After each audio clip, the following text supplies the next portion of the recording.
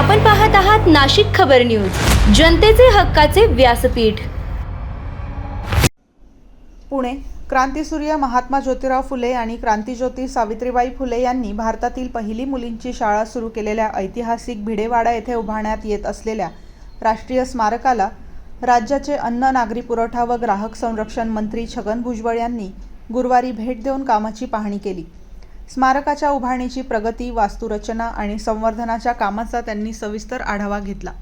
संबंधित अधिकाऱ्यांनी स्मारकाच्या कामाची सद्यस्थिती, विविध टप्प्यातील प्रगती तसेच पुढील नियोजनाची माहिती मंत्री भुजबळ यांना सादर केली.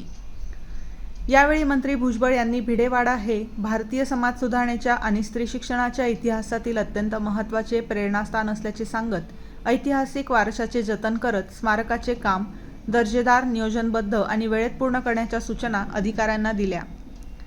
या पाहणीवेळी पुणे महानगरपालिकेचे अतिरिक्त महानगरपालिका आयुक्त इस्टेट प्रजित नायर, शहर अभियंता अनिरुद्ध पावसकर, अधीक्षक अभियंता बिपिन शिंदे, सार्वजनिक बांधकाम इलेक्ट्रिकल विभागाच्या मुख्य अभियंता मनीषा शेकटकर, वास्तुविशारद धनंजय साळकर, उपायुक्त अविनाश सकपाळ, उपायुक्त माधव जगताप आणि उपायुक्त तुषार बाबर उपस्थित होते.